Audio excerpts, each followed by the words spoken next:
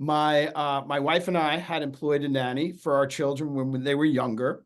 And we had this great relationship with her. And then, as time went on, she moved on and she ended up working for this hedge fund billionaire guy, and she was making a lot of money. And she came back to us, and she's like part of the family still. My daughter's literally graduating from high school next week, and she's our former nanny, who's really part of our family, is going to be there at the graduation. And so this has been an evolving thing. And so she had come back to me now that she was making some pretty good money and doing a lot of saving. And she was like, I don't know what to do with this. And she was doing live-in at the time. And so she was really looking for advice from me. And so great, we set up a financial plan the way I did with everyone else. And then what happened was she was in New York City, and these nannies in New York started kind of hearing about what I was doing with her. And so she was referring them. And then it just kind of word sort of spread. And then, through LinkedIn and things like that. And so now I deal with nannies and that sort of demographic all over the country. And we deal with some problems that are specific to nannies, and there's a couple of them that are. But I think anyone that's on this webinar today is going to really be able to benefit, because most of these concepts are pretty universal. So, and so I figured what I would do is I would go through sort of the financial planning process as we see it. And I think that could benefit anyone that's here. And then I'll point out some really specific things as they apply to nannies. Does that work for you, Danny? Works perfectly for me. Thank you. Awesome. Great. Okay. So let's talk about the financial planning process to begin with, and how we view it, and how I think this can work for everyone. We start out with essentially a conversation with people, and I think a lot of times people put the cart before the horse, where they're saying, hey, I have to start, saving and making these investments for retirement, or I want to buy a house, or, I got to get my budgeting intact. And we say, hey, that's great. And we're going to get to that. But the first thing is we have to figure out what is the purpose for the money that you're making. Right. So, I think, people sort of, they're so busy working, they're so busy trying to, figure out how to pay their bills, figure out how to do their saving. They never actually really take some time to clarify, well, what is this for, right? So we start that process, and anyone can start this process by really writing down, what are the things that are most important to you in your life, right? What are the goals? And maybe they're bucket lists. Maybe there's some immediate goals. For some people, it's getting out of debt. For other people, it might be saving for their first house or condo. For others, it's retirement, and it really varies depending on how old the person is, where they're at in their career. I mean, we have some nannies that are much younger, in their 20s and 30s, and we have some that this has been a profession for most of their career, and they're looking at, hey, what's the end game here? Some of them are actually using this as a means to an end, so they're maybe live-in nannies, able to save a lot of money, and ultimately want to end up doing something different as well. So we sort of run the gambit. And we sit down and we sort of go through and clarify those objectives. So I start with these sort of 3 questions that I start with everyone. And I think this is a good thing to ask yourselves. And we'll start out with just by saying, hey, you wake up tomorrow morning and you have $5 million. How would your life change? And if you think about that question, and I encourage you all to kind of go through this process yourselves, it starts to bring out, well, like if I had $5 million and I didn't have to worry about things, well, then, I didn't have to worry about finances. You start to hear about a lot of bucket list items. Maybe I'd like to buy a car. I'd like to travel. I might want to buy a house. I might want to do things for my family. And so it leads to some pretty interesting conversations, and we start to get a take on where people are going. And then we'll move on. So we'll sort of exhaust that. And then we'll get to the next question. And the next question is really, hey, I got to take back the $5 million. In this situation, you go to a doctor, and the doctor tells you that you have 5 to 7 years to live. What might change in the way you're looking at things? What might you want to anticipate doing? And I think with this question, we start to get a little bit more into like, what are the things that are most important? And usually the answers have to do with, I want to see family more. I want to do these really important bucket list items that I've never gotten a chance to do. If you have children, there are a lot of thoughts about children or parents or things like that.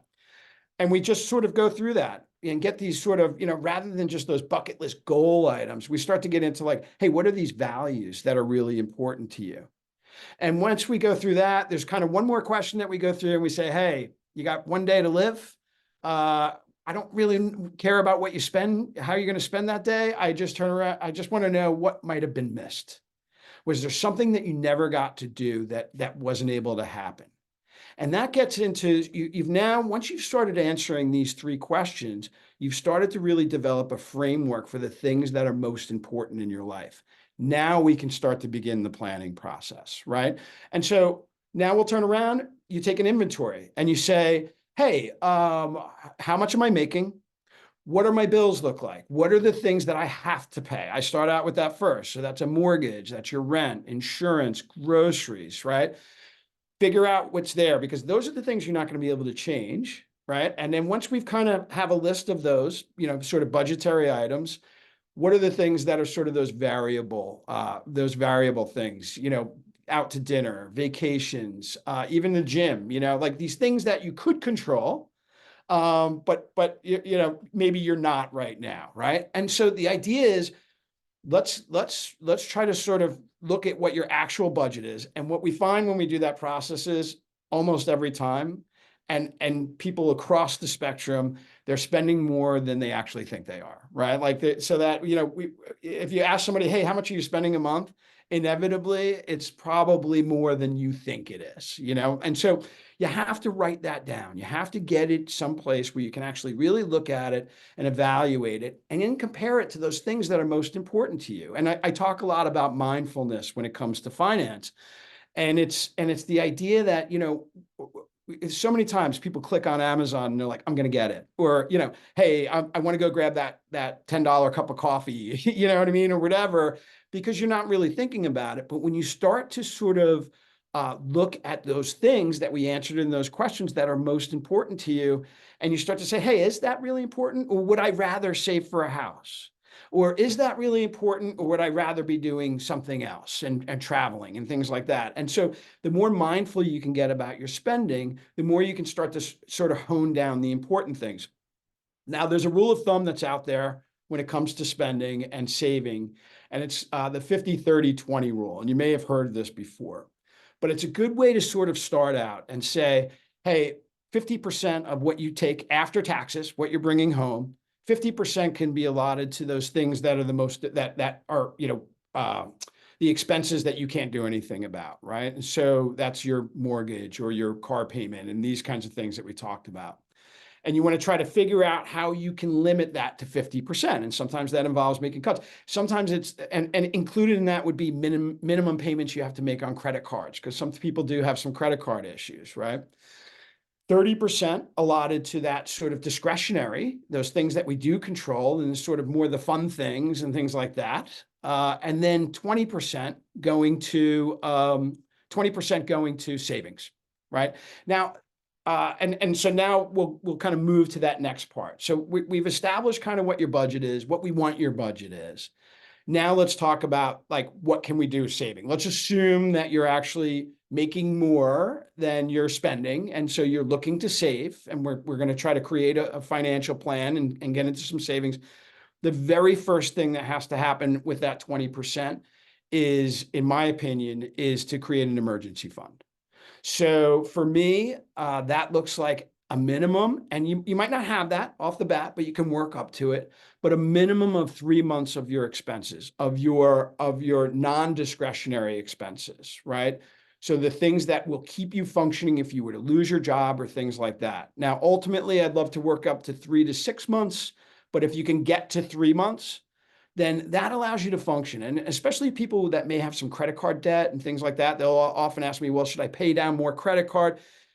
I always say, get that emergency fund funded first, and then use the funds that you were getting that set up with to pay down some debt.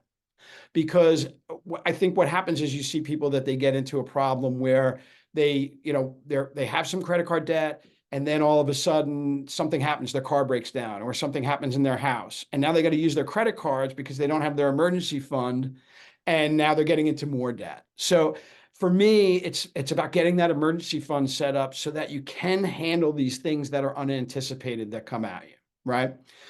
Once you've established that emergency fund, now we can start to look for savings, okay? And this is something where when we talk specifically to nannies, this is something that gets kind of interesting, but I think a few people on this call may be running into this as well, and that a lot of companies may not have a 401k set up. Nannies are W-2 employees. I've really yet to run into families that are really providing a 401k for nannies. I know that they're out there. They're just not with the nannies that I'm working with. And so they're left to their own devices to start to save for their retirement. So in that case, a great way to start is to use a save into a traditional IRA. Okay. And so that IRA, the independent retirement account, would be the same as if you were saving into like a 401k or something like that. And a lot of you may already be familiar with that. In 2024, you can save up to $7,000 a year into the traditional IRA. If you're over 50, you can do an additional $1,000. And what happens with that is you can deduct you can deduct that. It's tax deferred, so you don't pay taxes on it until it comes out later after age 59 and a half. And so for nannies, what they'll do is they'll put the money into the IRA, and then when they file taxes, they'll take a tax deduction for the IRA that they filed. And they're allowed to do that, and there's no limit. Usually there's income limits on what you can do for an IRA, unless your employer doesn't offer a 401k. And so what the nannies that I work with that are sort of making over $100,000 and they start to get into some of these limits as it gets a little bit higher, doesn't really apply because they don't have a 401k available to them, okay? So that traditional IRA is a great way to get started in saving for retirement. There are a couple of other options, and there's really 3 tax buckets that you can save into. And so I like to have people talk about diversification with investments and things like that. I like to talk about diversification in taxes. And so there are 3 different tax buckets. One is that traditional tax deferred bucket that I just talked about. So you won't pay taxes on the money as it goes in now, but later on in life, you will pay taxes as you take it out. It's taxed as ordinary income, just like your paycheck is taxed. But the idea there is hopefully when you retire and you're not making a salary or an income, your tax bracket goes much lower. And so when you're taking that money out, you're at a lower tax bracket and paying less taxes. Okay. And so, especially for nannies that are making, over $100,000, especially if you're in a high income tax state where there's, sort of additional taxes going on there, that traditional IRA will make a lot of sense. Now, for younger people or people that are sort of at a lower salary range or live in states that are either no income tax or low income tax states, you can look at the tax-free bucket. Now, that's a Roth, okay? And so there's a Roth IRA that you can save into. And on that, rather than defer the taxes till later, you're actually going to pay the taxes now, right? And so you won't be able to take that tax deduction, but the money that you put into that will grow and compound over the course of your life, and you'll never pay taxes on that in the future. So, if you think that tax rates are going to be higher in the future, and in my opinion, they are, we have a big national debt and there's a lot of factors in place. We're at like 40-year lows in terms of tax rates right now. So there's a really good chance, in my opinion, that tax rates will go higher in the future. And so unless you're in that sort of, if you're getting stuck and hit with taxes pretty hard right now, then that being able to deduct any kind of tax is really beneficial. If you're not in that position, that Roth IRA is a very powerful vehicle for long-term savings, okay? And now the third bucket is your taxable account, they call it. And that's like a brokerage account. It's outside of any kind of retirement account. And that's taxed at capital gains rates. So depending on how much you make, anywhere from 0 to 20% is what you would pay in taxes on that. But what's good about that is, as opposed to the retirement accounts, which you can't really access without penalty until age 59 and a half, the brokerage account, you can access at any time, right? It's very liquid. You can get there, you'll have to pay potentially taxes on the gains that you made in that, but you can access it. And so what happens is when I talk to people, I like having that diversification. So you're saving towards your retirement. And like, let's just say, for example, you're taking 20% of your pay and you're now saving it, right? You can take a piece of that and put it towards retirement. You can also take a piece of that and put it into that taxable account and save for things that are more shorter term, right? So, a lot of people might find themselves looking to save up for a car or a house or even a vacation that you've been wanting to take, or whatever it is that's part of it. A brokerage account is a really good way to do that sort of short to medium term, really medium term. I would say 5 years and out. If you're looking to do something within a year or 2 years, you're going to want to have that in cash, right? And you can keep that in a high yield savings account, which is fully protected. You can't lose any money. It has a higher rate of interest than you would find in a normal savings account. That's a great place to keep your emergency fund as well. Okay. So now, going through this sort of financial planning process, we've now established, hey, this is how we're spending money now. This is how we want to save money in the future. And, when we talk about saving in these investment accounts, there's a whole nother conversation about how to do the investing and things like that. And there's a number of resources out there. Vanguard, I always say, is a really good place for people that are just starting.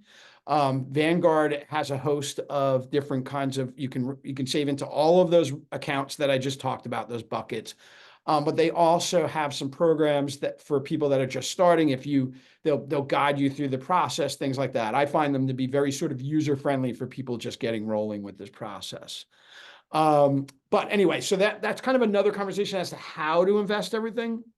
But let's get into the idea that now you're saving, you're investing, you've created your emergency fund. If you have credit card debt, maybe part of that savings is going to savings, part of it is going down to paying down additional debt. I'm always a fan of that as well. As there's no problem with doing both, right? So now we're moving on to saying, okay, great. We know how we're making money. We know how we're growing the money.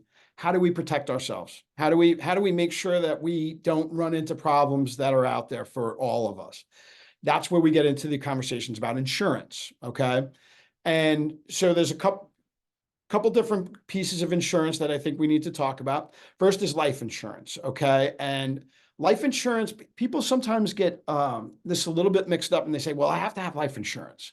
Well, you don't necessarily have to have life insurance. The purpose of life insurance is to cover income that would be needed by the people left behind if someone was to pass. So if you're a single person and you don't have people relying on your income, you may want to carry a small life insurance policy that would cover, say, funeral costs if something was to happen to you or things like that. Maybe you anticipate having a family in the future, and if you're a bit younger, you're going to get better rates. And so that's something that you might want to get ahead of a little bit. That's possible as well.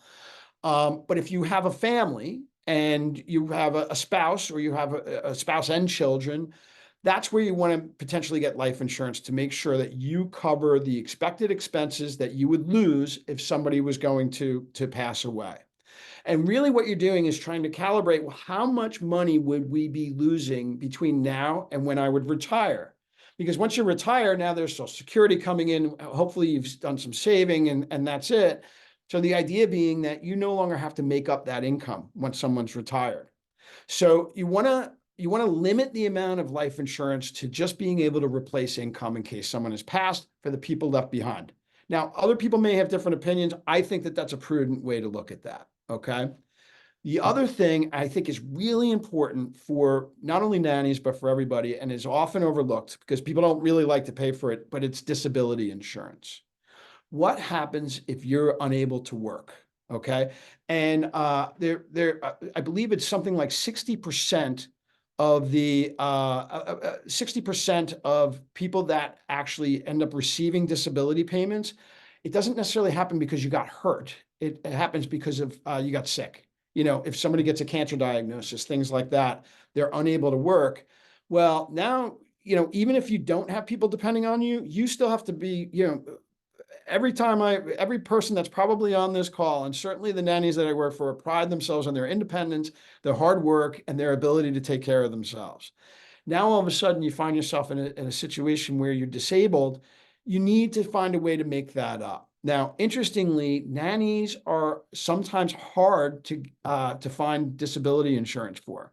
Some people don't insure nannies, and it's an interesting thing. I've had all different kind of conversations about this. And it seems as though the underwriters, there are potential for, I guess it's the amount of movement that goes along with it with children. Like I've gotten varying answers, but I've run into situations where they don't want to insure nannies for disability. Now they're out there. So if the first time that you go to look for it, they're saying they can't do it for you, find another insurer and they'll be able to do it. And anyone can always reach out to me via you, Danny, or whatever. And I don't sell insurance or anything like that, but I have good resources of people that I could point you to, especially that ones that specifically work with nannies. But the idea being that you want to get as much disability as you can afford, right? And so they're only going to give you so much disability. It's not one of those things like, hey, you can buy as much disability insurance as you want. They actually want to protect themselves, the insurance companies. So you want to try to balance. There's a lot of different ways you can tailor disability insurance. So you can tailor the price with how much benefit you're getting and things like that. You just want to make sure that you have something in place in case you're not able to take care of yourself due to injury or illness. Okay. So those are the two main things in terms of insurance. Obviously you want your property and casualty for your home and your auto and things like that. But those are the two pieces of real financial planning insurance that I think you should look at. And then I think sort of the final thing in that financial planning process that I think is as important as anything else is having some sort of an estate plan in place. So that could be a will or a trust. Depending on the complexity of your situation, I generally like a trust is more expensive. A trust, and I'm not going to get into all of the details of a will versus a trust. A trust is essentially an entity that's set up where you put certain of your assets into that. And if you were to pass, the person that you name as the trustee can immediately take over and start, divvying out what you have and things like that, right? Whereas a will, you have to go through probate. It can take up to a year before your assets get to where they have to be. There's some legal fees that are involved, but it's cheaper to set up in the front end. So the trust is a little bit more expensive to set up in the front end, ends up being cheaper on the back end. The will is cheaper on the front end and tends to be a bit more expensive on the back end. The key is that you've worked hard for your money, you've done all this saving, you've done all these things that we talked about. And if something happens to you, I think it's just as important that your resources go how you wanted them to go for the people that are left behind. And so to make sure that you're taking care of people the way that you want to, especially if you have children, things like that. Usually when you set up a will or a trust, they set up the healthcare proxies as well. What happens if you can't, and they'll set up powers of attorney. It all kind of is usually part of that package. Now you can go through an attorney to do this, more expensive. There's also some really good online resources that actually do this quite well for a lot cheaper. One of the ones that we use with our clients, it's called Trust and Will is the name of the company.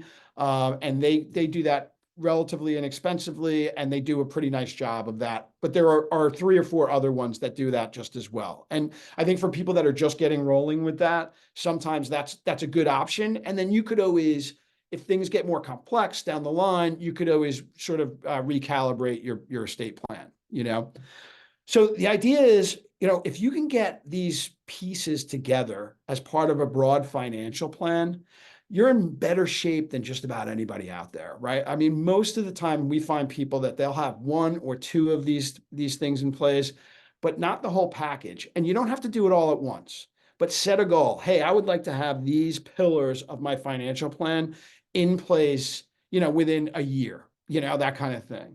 And then the idea is you stay on top of it. So when it comes to your spending and budgeting, revisiting that at least every month, how much are you spending? How much are you staying on track? I don't like the idea of people beating themselves up for going a bit over budget on a given month. I don't think a budget should be something that is that is restraining. I think it should be empowering.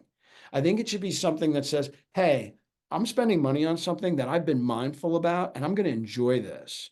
And there are the times that we're all human beings and you're going to go over and above what you had originally budgeted. That's fine. Acknowledge it. Don't try to hide it under the rug and just turn around and say, hey, over the next couple of months, I might try to sort of figure out where I can roll things back just to make that up and sort of have that ebb and flow that goes through your spending. But maintain whatever it is that you've decided to maintain with respect to your spending and your savings. Figure out a way to maintain that over time. Make sure you're trending in the right direction. It doesn't have to be perfect month to month, but make sure over a 6-month period, hey, we're back on track. Does that all make sense? I know I've just hit you with a lot, but. That's great for me. Marilyn had actually asked a question during this. Is it okay? Oh, I'm sorry. Yeah, please. I get on a roll. I'm from New York. I talk fast. I get on a roll, and sometimes it's hard to stop me. So. Well, I have questions too. I'm sure other people do. Marilyn says life insurance to help survivors for how long? Well, so what we generally tend to look at is until retirement, right? And so at the point that you're retiring, so let's just say that let's say you're retiring at age 65, right? Hopefully at that point you have things in place where, Social Security may be kicking in, whatever saving that you've done into your retirement accounts will be there. And the idea being that you no longer need that income from your employment anymore because you've already made a decision that you're no longer going to be working. So for me, that's how I look at that. So if you're, 50 years old and you're thinking about retiring at 65, then you want to kind of figure out what would 15 years of your income look like and insure against that. Now, obviously, as time goes on, so if you started, and when you're getting this life insurance, so many people are out there selling like variable annuities and these, and there's a lot of different life insurance you can buy. The cheapest, and I think the most efficient for the purposes that we're talking, is term life insurance, right? That just means, hey, I'm going to pay you a premium every year, and you might pick 20 years, 30 years for a certain amount of coverage. Maybe it's $1 million in coverage, maybe it's 500,000, whatever it is that is works for you and your family. Pay that premium. The premium never changes. After that 20 years, the insurance is gone.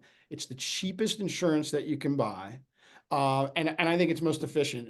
A lot of times they try to bundle, people that are selling these, they get really big commissions in selling this insurance, bundling in and saying it's a great investment. Investing, in my opinion, investing should be investing, insurance should be insurance and for protection.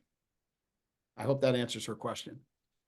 Oh my gosh, I think that was amazingly comprehensive. I feel like thank you, Warren. Oh, good. Marilyn, just because you're there, do you have any questions on top of that you want to ask? No, I was more concerned about, my husband and I are both at retirement age right now. And, Okay. We've always carried term life insurance. It has rapidly decreased as my husband, because it was mostly on my husband. And, he's now 75 years old. So it's gone down from quite a sum down to, $100,000, $150,000.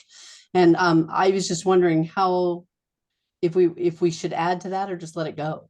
I mean, everybody's, it's hard for me to give you a blanket statement just because I don't know your whole specific situation. Yeah. In general, what I tend to think is that, now there are sometimes I've run into some situations with people that are retiring or as they get to retirement, that they're worried about. I'll give you a great example. I have one client that has, that's not a nanny, but that has pensions that if they were to pass, they go away. And so his wife, in this case, wouldn't have those pensions available to her. And they ended up purchasing some additional life insurance for a period of time afterwards. Now, it's expensive. The older you get, the more expensive that insurance is. Yeah. But if you have the resources that you've done some retirement planning and you feel like you're going to be able to get through retirement for it, I don't feel like generally there's a need to carry life insurance anymore. Okay, thank you. Okay. Natalie, you had raised your hand. What do you have for Warren here? I do. Hey, Warren, your focus is on the financial planning side, right? Yes. Okay. Financial planning and investment. Perfect. Okay. So the private service industry has never, until recently, has never had access to a group insurance program. Group insurance benefits. I own Private Service Alliance, which is a membership organization serving the entire private service sector. We have developed a group benefits program where private service staff can purchase their own plans. Principals can pay for their premiums as pre-tax benefits, and the plan goes with them when they leave their job, are between jobs and unemployed. anyone who qualifies for membership with our organization, which is the staff, the agencies, the educators, and the luxury business owners that they all need at their fingertips. All of those people qualify for our benefits program. And if they happen to have an EIN number with at least 2 individuals to insure, they get even better rates.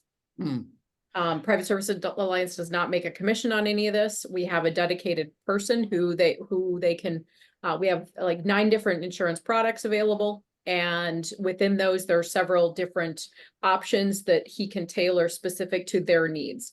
Oh, that So- sounds really interesting. Yeah, for sure. Yeah.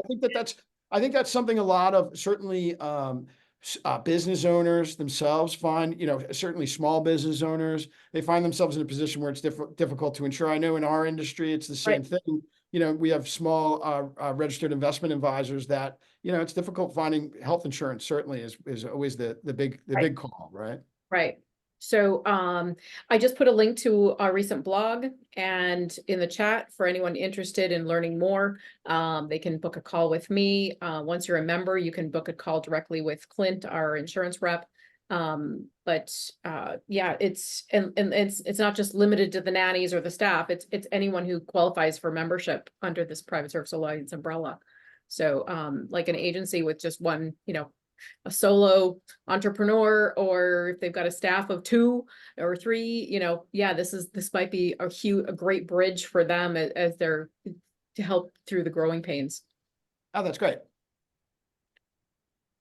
Warren, I wanted to ask you, when someone kicks off this journey, actually, probably of getting all this stuff in place, I would think that they would need someone like you, and then it's like, you had mentioned several things, how many people do you, or entities or things like that, do you need to look into when you're okay, we're thinking about all of this stuff? Or is it I don't want, I feel I know I don't want to be sales pitchy, right? But it's or is someone like you able to be here's let's go and we'll start kind of doing all of this? So there's a couple ways to go, right? So there's sort of the do it yourself mentality of doing it, right? And so yeah, and for if you're doing it on your own, it's really a matter of coordinating all of these things. So for instance, hey, what can I use? And there's great apps out there. Mint is a good app for budgeting and things like that. There's a number of other ones that are out there.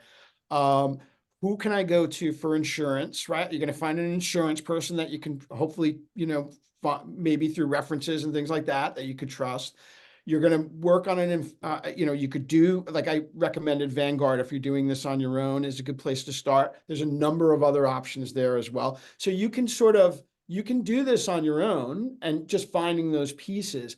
For us, really, what ultimately what I do is I quarterback all of those things. So I have a number of resources, especially for nannies and things like that, I have insurance people that I work with. And so, and my thing I do a little bit differently. We're known as fee-only advisors, which means we don't sell any products. So I don't sell insurance or I don't sell investment, vehicles, things like that. We try to just give advice, and so the idea is that we'll quarterback these things. So the person that I work with that I know and trust for insurance, I'll know a lot about your personal situation. I'll go to them and say, hey, I need this kind of policy for Danny, because Danny has this going on in his life and this. And sometimes they'll come back and say, hey, you might want to think about this, because I'm not an insurance expert, And so and I have, estate planning attorneys that I trust. I have a CPA that I trust. Taxes are such a huge part of everything that we do when it comes to finance. And so the idea of, I always say, I don't mind paying taxes. I think it's, I want to pay my fair share of taxes. I just don't want to leave a tip. And so the idea is hey, what can we do to mitigate taxes? And so that's something we're always trying to figure out and that's why contributing to the traditional IRA, great way to mitigate taxes, things like that. And so you're always looking for those areas. So we'll work with a CPA and say, hey, this is Danny's situation. Where can we find places to mitigate taxes? I see this. Do you agree? That kind of thing. So you really can do this on your own. You can, but it's just time and energy and work to do. And that's okay.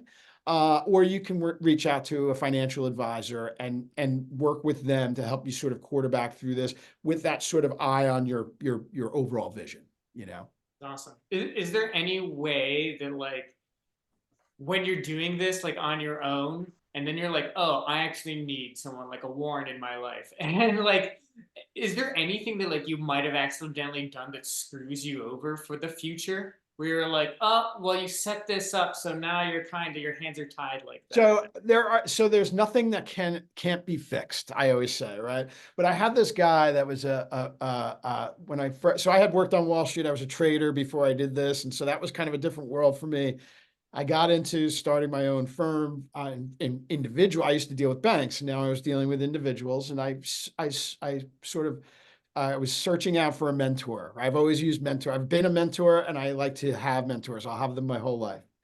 And I was talking, and I found this mentor, and he goes, "Your main job is to fix anything that somebody's already screwed up, and then try to make sure that they don't do it again."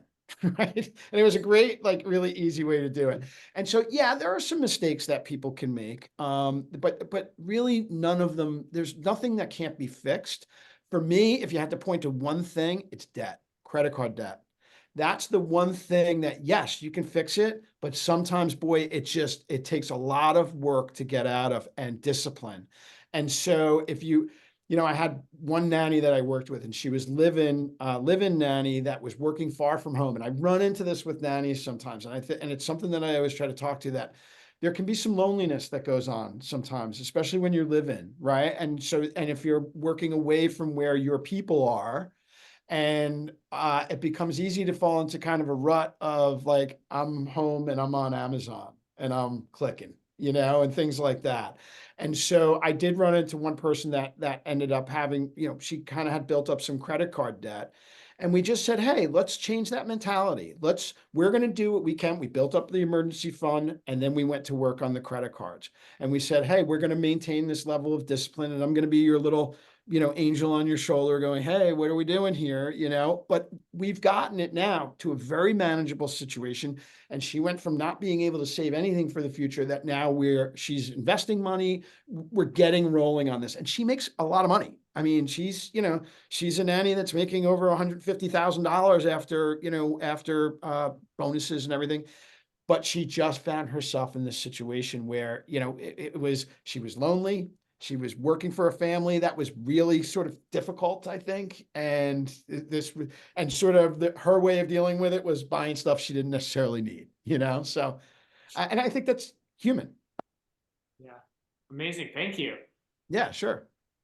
Does anybody else have any questions? I feel like I could ask more questions pertaining to me for many, many hours. Well, here's I'll tell you this, Danny. So what happens is with me, and I run into this with nannies as well, because I work with nannies, but I work with people all over the spectrum. But nannies has become a really kind of interesting niche. Sometimes I have a minimum fee of working with me, and sometimes I have nannies that it's not in their best interest to pay my minimum fee. You know what I mean? They're just not making that kind of money to be able to do that. And so what I will tell is, anyone, if you end up giving out my information, anyone that comes to me, I will get them steered in the right direction. Whether or not they're a fit to work with me or not, I will make sure that we get them the resources, that whether they do it on their own, there are other advisors I can recommend that kind of work with different demographics and things like that. We will make sure that they get the information they need, and they get going in the right direction. Amazing. Thank you. Yeah, for sure. This is fun. I love this kind of stuff. I'm like a nerd on this stuff. Thank you, Warren. I've got to jump off for another meeting. Okay, nice to talk to you. Nice to meet you. Well, we will be putting this up on, on the internet at large. But does anybody else have any questions while Warren is here? As you can tell, he's a wealth of information when it comes to all of this. But, we will make sure to share all of the places where you can get a hold of Warren when you are ready to talk to him, whether that's right now or later. Yeah, I'm around. But can I just ask you before, like, Evan, I know you just popped on camera. Did you have a question? I think my questions are pretty general, and I'm still thinking about them, so I may reach out to Warren directly.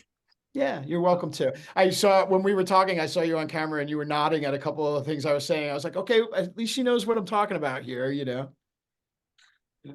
Amazing. What what got you into doing this with nannies in the first place? I feel like that's probably like the last place a lot of financial people would ever end up.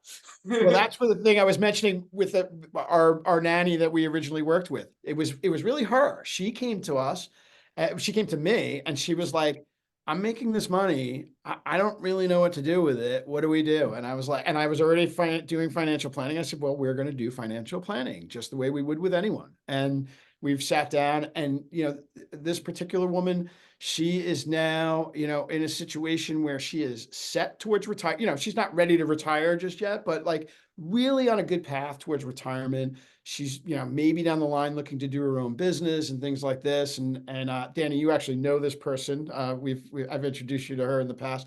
And just really, just by getting on a good track and working steadily, it doesn't happen fast. There's no fast investment. There's no like good piece of stock that I could tell you to do it. This is about working through this slowly but surely, but just doing it efficiently and mindfully.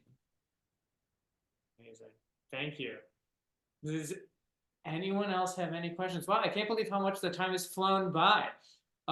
Yeah, one last chance for questions.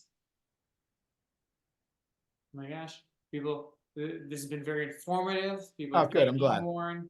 Great. Well, I will say thank you everyone for joining. Warren, I suppose, where should everybody learn more about you before we sign off? Oh, so for me, you can go luminaryfinancialadvisors.com. That's the name of my company, Luminary Financial Advisors. You can find me on LinkedIn, Warren Berger. Shoot me a message, connect with me there. That's fine too. And those are kind of the places to find me. Amazing. Thank you so much, everyone. Thanks so much for joining. Thanks for coming, everyone. Yeah, have a great rest of your day, everyone, and we'll talk to you soon. All right, bye-bye. Bye.